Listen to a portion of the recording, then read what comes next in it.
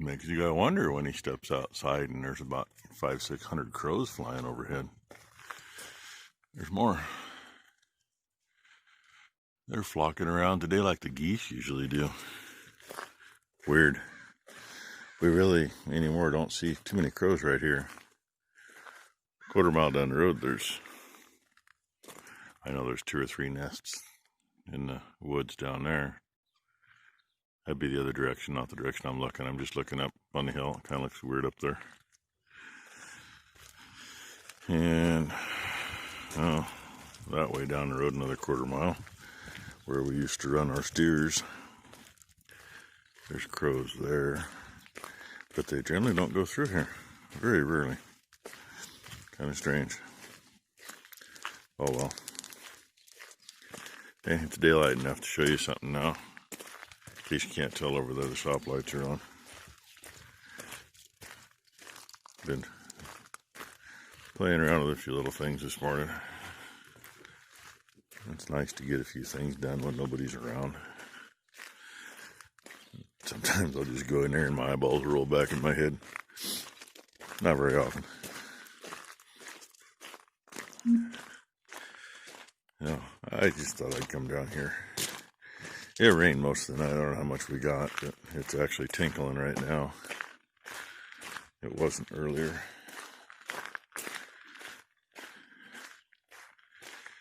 Let's see what we can see on the stinky boys. Actually don't smell too much yet. I asked number 1 yesterday. Well, do you still have them hanging, or do they all fall off, or are we in between? A little bugger there, I just saw him when he turned. He still got it hanging. And yeah, he still got him hanging too. See what kind of year it's going to be, I guess. Yeah, one standing there's got him hanging yet too. It is weird. I mean, the first year or two we used the Caltrader. Within 2 weeks, they were all dropped. And then, since then, it's just been all over the place. I kind of felt bad delivering some steers. Some of the last steers we delivered, I think it was year before last. One of them had it hanging by like a thread. It's like, really? It's still there? And this was in middle of January. And the other one, I mean, they're all dried up. They look like a freaking tongue out of a good leather shoe hanging there is all they look like. But, oh well. Just kind of strange the way some years they hold on, some years they don't. I'm going to go back in here and see if I can figure out how I'm going to do a couple of things. I might just pick a spot and mount that axle and call it good. Or I might keep doing some measuring to figure out where I'm going to put it. Trying to figure out where the rest of the machine's going to be is a little difficult. And of course, they just said they got to come back in, which is fine. So anyway, gonna mount it up not like the axle was on this chassis. They had 3/4 inch by 2 inch flat bar across the axle, 2 feet long, that away, and had 1/2 inch and 5/8 to gusset it to the axle. Then it was bolted in. Let's see. I filled the holes. There. That's 2 of them right there, 2 of them back here. Most of those holes were cracked out of the frame. Just because you're not going into that much, and look what you're putting to it. So, I like the way it is on our other buggy better, where I'll weld a piece off the, there, get my foot in there. I'll weld a piece on here. 4 holes. Basically, instead of U-bolts, we use plates and bolts, and bolted in tight. This means we Knock the goobers off the top there, and probably should put a locate nut, but I'm not going to worry about it, because really, even on the other one, yeah, there's locate nubs still on the axle, but you got a 1/2 inch diameter nubbin in a 1 inch hole because things were off a little bit, so we had to torch the holes out. We'll just weasel it around till it's straight, tighten them up tight, cross your fingers. The only thing I ever worry about is what happens when you hit the brakes and it does a little bunny hop and it hits the ground and the tires stay in place and it goes like this. And you find yourself with nothing but a front wheel and a frame hitting the ground and no way to even stay upright. But it hasn't happened yet, and there's others the same way, so anyway, maybe get that done today, maybe. What am I doing today? Having fun, making plates. Do what?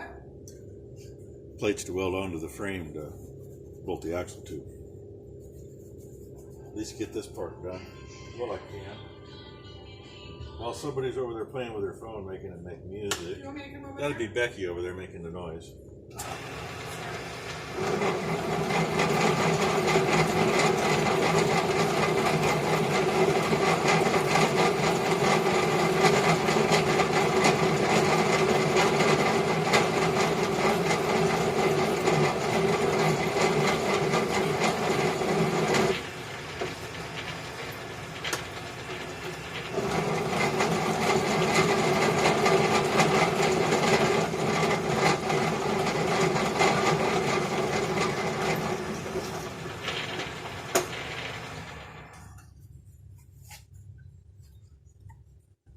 Now spin you around.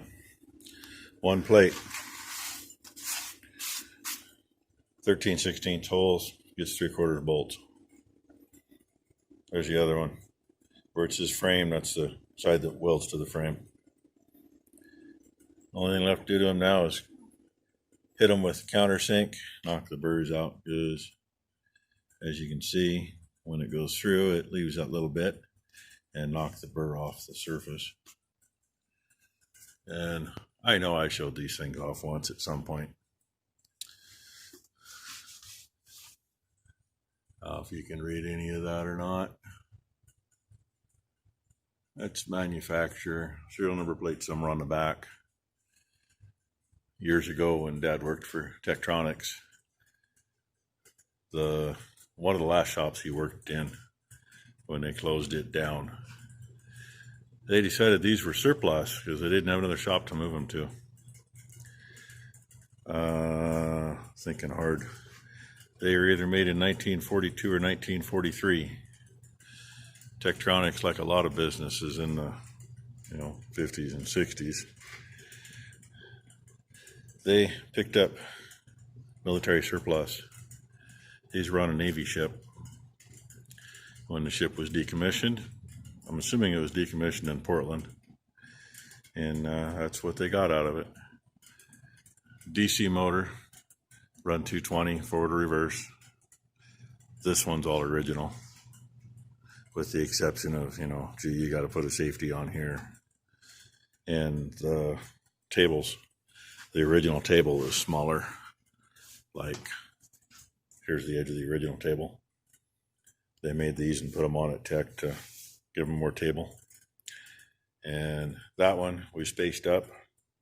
We made some rims for a pulling tractor many years ago, and the guy wanted handholds, I think we were 4 or 5 inch handholds all the way around it. And that and getting the mounting holes, we had to lift it up and set it back, and the edge of the wheel went right back against the piece in there. This one will flex. So yeah, but you can push more than hard enough. And the motor on it burned up when it was at Tech, so they piggybacked it. When we got it, it had a 3-phase back there, but we don't have 3-phase in the shop. So that's actually 1 horse off of a frickin' Century or something, cheapy drill press we used to have. These are just about worth their weight in gold for doing this stuff, because they don't wiggle around, they don't vibrate. The only bad thing is on this one, where it's still got the forward and reverse that both work, if you don't get it to a complete stop before you go the other direction, like if you hit it in a hurry to shut it off and you go too far, you pop the fuse in the back. That's when we get stuff out of the way, wrap a chain around the base and drag it out so you can get to it, because you got to get the back cover off to get into it. So anyway, just a little quick tidbit history on these and give you an idea. This one's actually, I think it's in the slow position. Yeah. Yep. 480 RPMs. This one's in the slow position too, but part of the transmission's been disabled. I don't know why. And don't ask me what the speed is. It's just slow. So anyway, that's what I'm doing at the moment. Maybe show those things going on after a little bit if I got all my stuff figured out right. And I hope I got it figured out. As I was working on other things, number 2 chose to clean these things up when she was done. Gave them a little lubrication, that kind of thing. Stuff they're probably a little overdue for. This has all oiler cups, except for top bearing. Took the plugs out, put a little grease in. She did the slides, she did the turrets. So, yeah, those things haven't got that spoiled for quite a while. Even cleaned out the center hole. That one was clear full. We usually don't run anything down it now, and the other one gets a drill run down it once in a while. And I was going to use part of those little chunks off of the plows we cut up for stuff, but I actually found just enough, literally just enough materials. The thing I don't have is the bottom straps yet, but I think I have material for that. If not, part of those old plow frames. I had just enough of that. I cut the piece in half and made it. It's a little longer than I was thinking about doing, but being a little longer is actually better. A little more on the frame. And Steve had to find it for me. Piece to make these gussets out of. That's what's left of it. Try to flip this around and kill myself with it. Gonna go about like that so we get that much more on the frame, front and rear. And this one will go in the middle. Be a good place for a lot of junk to get trapped, but hey, keep in mind it's a sprayer, it's not a tractor. So if I don't get into a lot of mud, it shouldn't be an issue.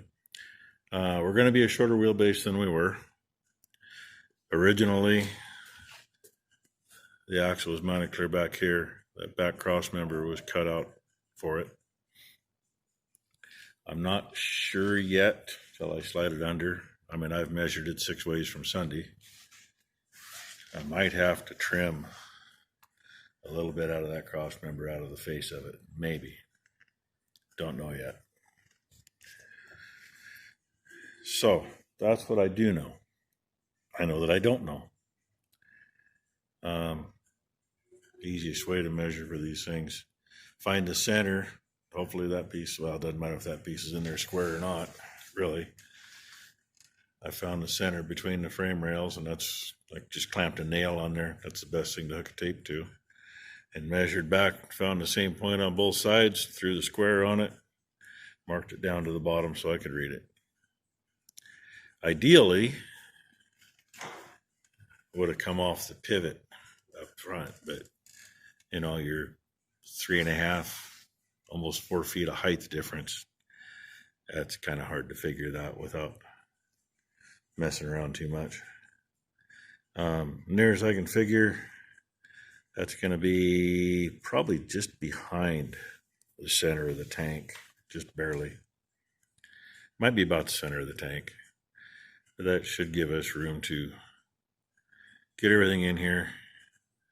I probably should measure what the wheelbase is going to be. I measured what the other one is, and it's actually shorter than I thought it was, but it was a lot shorter than this one to begin with. And I mean, we're 4 feet from the back of the frame to the center now.